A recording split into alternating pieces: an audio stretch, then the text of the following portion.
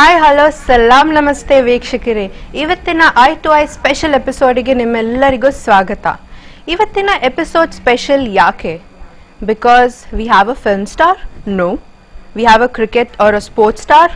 No. A television celebrity? Or a politician? No, not at all. But one such person who has dedicated his life for the service of the society and popularly called as Singham by everybody in the Udupi district. Yes, we have with us Superintendent of Police of Udupi district, Mr. Annamalai, with us today. Welcome on our show, sir.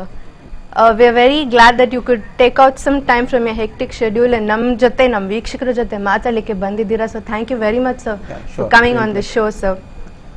So first, to start with, sir, we will want to know who is Annamalai. Where did he come from? Because I think he's brought a kind of a different attitude in, this governance of this place, the way we function, the way civilians function. So there's been a different way.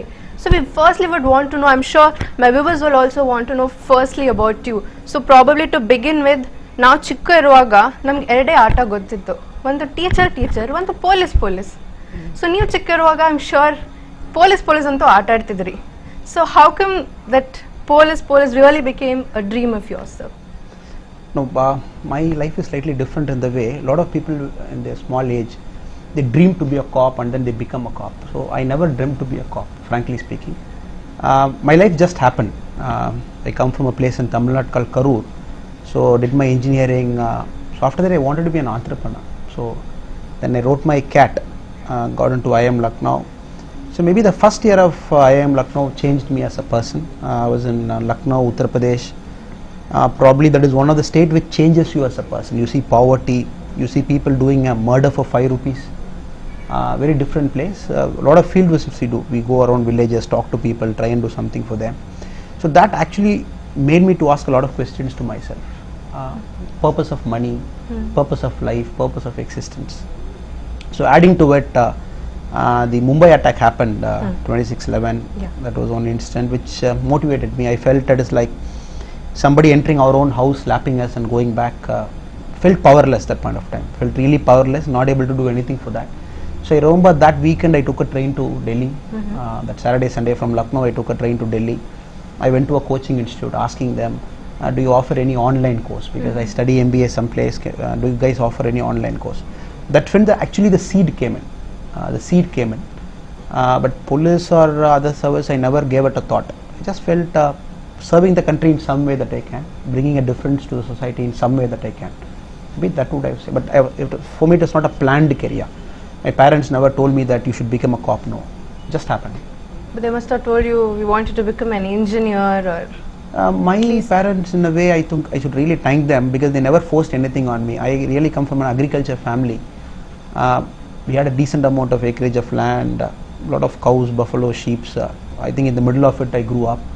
They never forced anything. As I told you, it just happened. Since I studied decently in 12th standard, there was 2 options in front of me, either to be a doctor or to be an engineer. Tamil Nadu, that's how most systems function. So I told my father that I don't want to be a doctor, I want to be an engineer. Yes, then I took up the engineering seat. And again, then they never forced anything on me. Go to US, earn money, no. One thing is they allowed myself to be the person that I am. So they felt that whatever you want to, you do it, but make sure you like it. That's it. So that was the only advice I always had from my father. Just follow that. So how did IIM help you to probably move towards more this career? IIM is one place which is ultra competitive. You see most people who never got second rank in their life. Everybody is topper, school topper, college topper, those kind of person. But after you go there, you live in that competitive environment that actually pushes you to do work further. Maybe if you have scored 90% previously, you will try and push and you get 95%. I'm not talking of the marks per se. I'm talking of molding you as a personality per se. You keep on pushing your limits. So institutions like IIMs and IITs, personally my belief is, more than the teachers and the institutions, you learn more from your peer group, your friends, your roommates, your hostel mates. Each person is unique in a way. Some people are very, very good music people, some people good dramatists, some people are fantastic writers, some people are born entrepreneurs. So everybody, you look at everybody, you get, wow, maybe this person is good. Let me take something good from them. Let me take some positive attribute of it. So a great institution, it molds you as a person. I think IIMs did that for me. So usually we have this perception rather that people who go to IIT or IIMs are just bookworms. They know nothing apart from books. But I personally had the feeling, if you take 100% as a factor for analyzing stuff, maybe about 10% are real bookworms. Study, cram some stuff and they come. But 90% I felt are very well molded people. Because cracking CAT, it needs a lot of common sense also. Especially this entrance examination nowadays, if you look at it, mere reading of books doesn't help you to crack any entrance. A lot of common sense is required. Time management, how you manage your time, how do you prepare, what kind of smart work you do. So actually the new breed of people you see in those elite colleges, a lot of people are smart workers more than the hard working part. Okay, sir. So how was your environment in IIM? Because you thought of taking a different field. You've had this realization under you that probably I should do something for the society or for the nation. So how did that? I mean, how could you pursue your studies after IIM and get into civil service? Yes, as I told you, it's a very ultra competitive place. I made a very decent choice that okay, let me study, but I'll not be pushing too much to get grades or get into a company. I've told myself that I'll explore more about life. So whenever a project presentation or a field visit happened, I took that very gratefully. I took that. I went to a lot of villages. I worked for a lot of foundations also, which were involved in helping the poor people, the marginalized people, the underprivileged people. So maybe my grades suffered, no doubt. Maybe I was not in the top 10% or 15%, but it's a conscious choice I took. I wanted to explore more about life. So in the first year I decided I'll not sit for a placements also. So that part also I was not bothered about getting a placement or something. As I told you, my parents never forced me. Always my father used to tell along with this thing that the risk that you take, whatever risk you want you to, the moment you love that risk, you take it, it pays off exponentially. Maybe you don't take a risk, you get a job and you're not happy with the job, you keep on going it. More than that, you take a risk, you suffer for 2-3 years, but still you make it big. But the benefit is exponential. Somehow placements never motivated. So grades never bothered me also. I was getting decent marks, 70%, 75%, but more I was exploring about life. So I'm sure being in a place like Uttar Pradesh, of what we know, probably the history or even currently what's happening there, you had a lot of things to look at. So what were you looking at? Were you looking at the common man, or were you looking at the atrocities that were happening in the society? Were you looking at the crimes?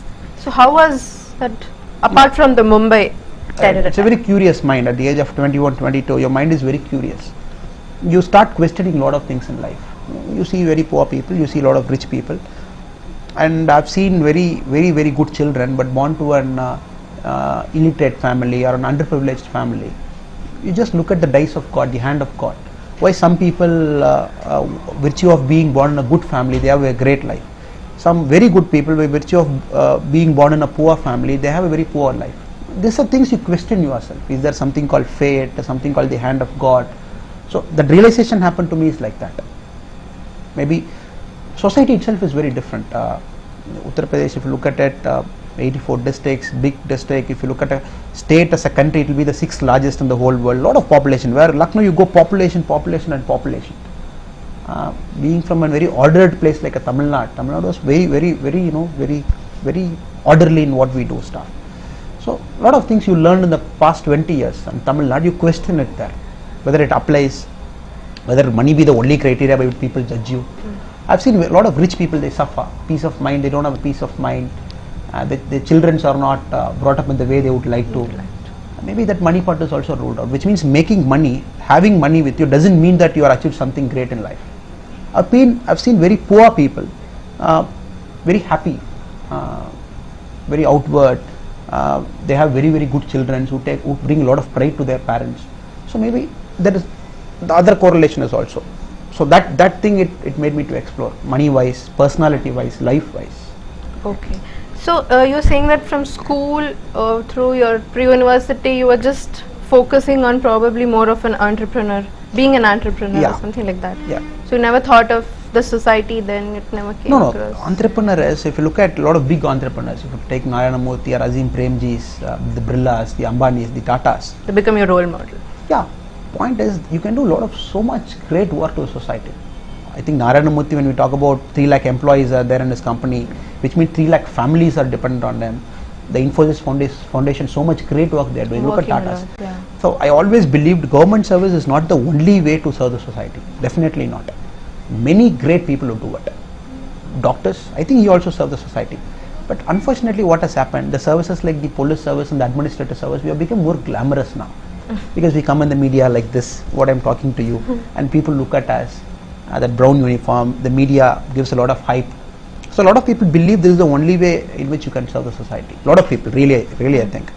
But if you look at the India that is changing, look at all the new entrepreneurs, the Flipkarts and the great companies. I think once you generate that much money, you can do whatever you want in life. Go adapt a village, change the way the village wants to function, bring hospitals to a village, build a school. This is what Azim Premji is doing with this Wipro Foundation. So I was motivated more in that part. Entrepreneur means you give employment to a lot of people. You uplift a lot of people out of poverty. Then the civil service happened. I believe this is also one of the means to serve the ends. Always believed, but the glamorous this IAS or the IPS deserves, it doesn't deserve this much glamour. Because at the end of the day, we are servants of the society. Yeah. Probably you do good work, or you probably, you're really looking at the needs of the people compared to others, so probably that's why you're getting the media attention. Otherwise, just like that. Yeah. A lot of people get media attention, but a lot of silent workers. The nurse who's in a government doctor, you go to a government hospital, you see the kind of work a nurse does, or an 108 ambulance driver does, or a fire service driver does. Since we are closely associated with all these people, I've seen a lot of real heroes there. A lot of blood, and still the nurse, a lady nurse, goes out, dresses, makes sure the stitch is done, makes sure it gets cleaned up. Day in, day out she does that, without any media attention. A fire service man, he rushes, 108 ambulance driver, he rushes, he's not sure whether with that speed he can reach the hospital without an accident for himself. I think they are our heroes, they should be our heroes, always. The risks they take in life, the little things that they do, which you probably... For them the benefit, for me the benefit is high. I get a good office, a good house, good servants. But those people, they don't have anything, even their salary is very less. But day in, day out, they come, they perform their job. Or even a municipal cleaner.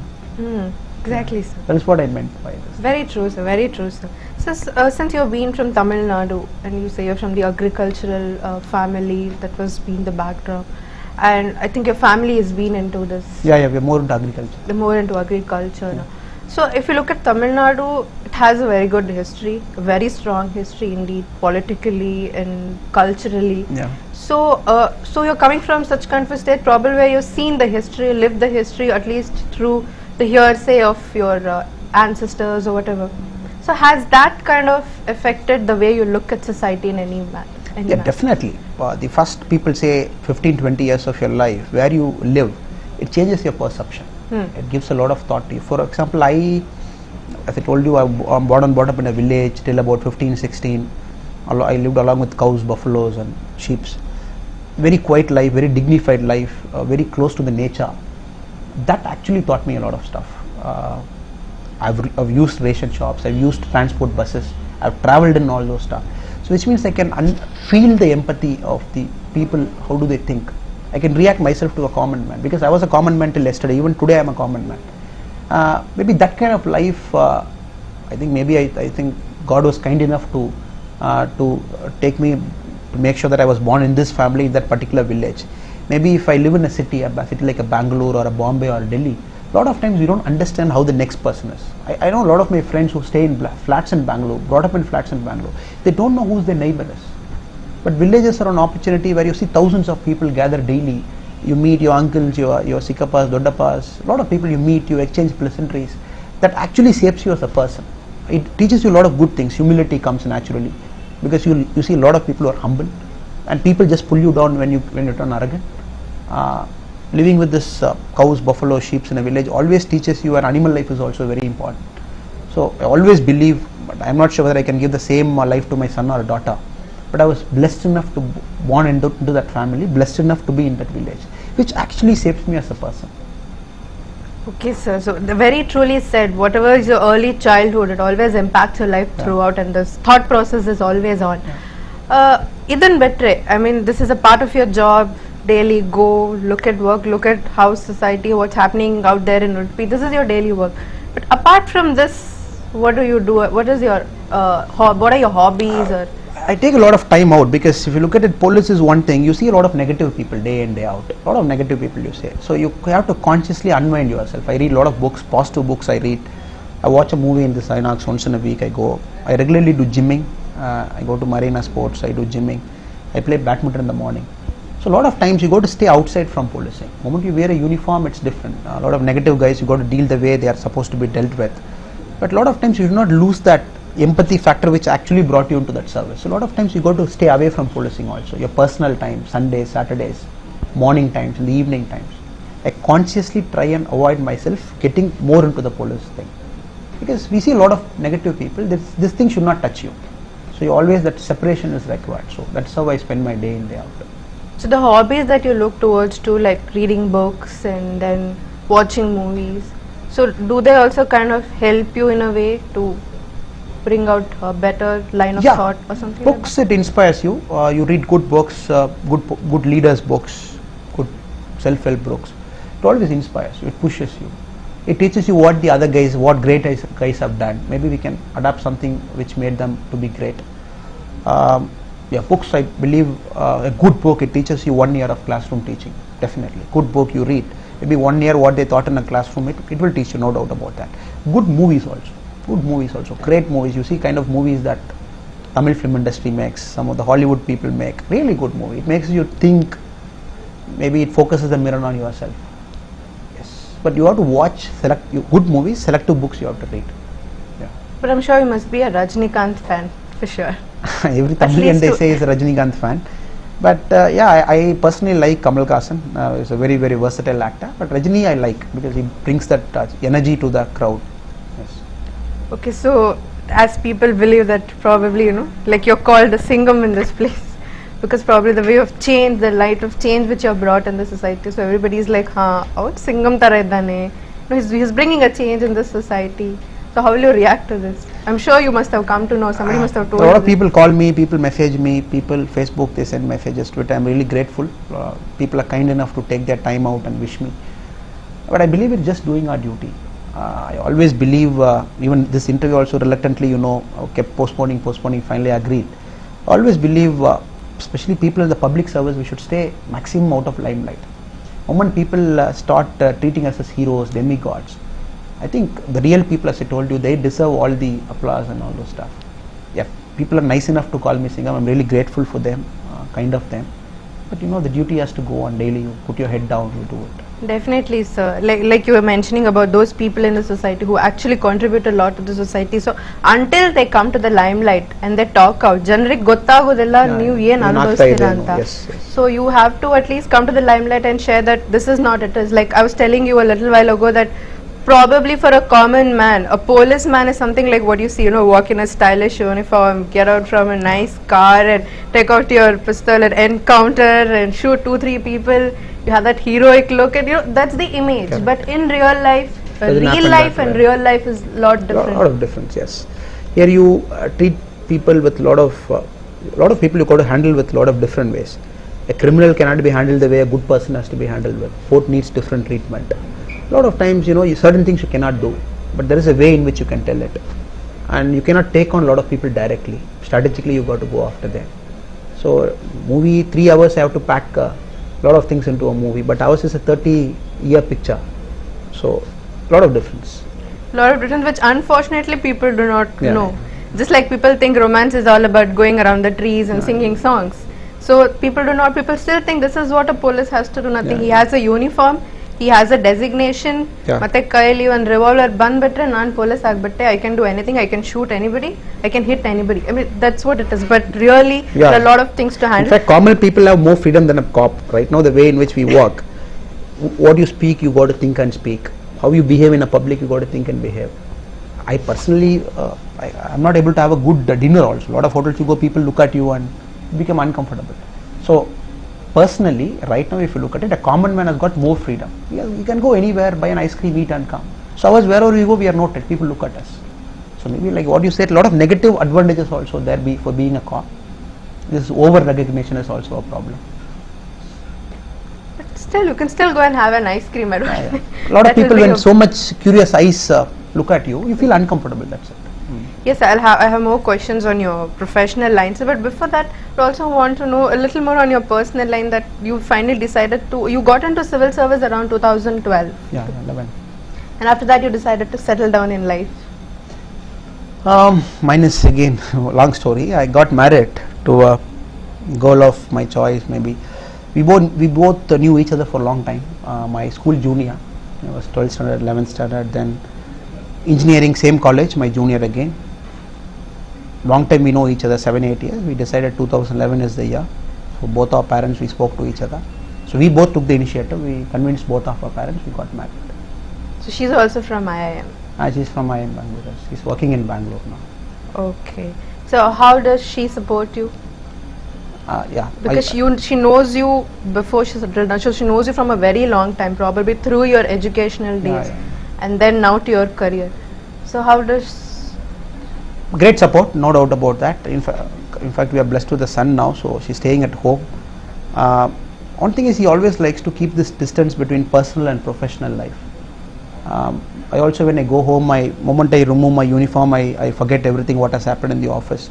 Because as I told you, home is always a personal space, so we don't discuss work as a policy. Very rarely when I'm angry, she'll ask me what has happened, or maybe you had a bad day. That's a talk we have. But as a policy, we both try and avoid discussing office matters.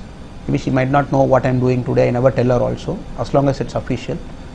Because I always want to maintain that. She doesn't want. I do not want her to feel scared of the risk that I've taken, the people that I've met today.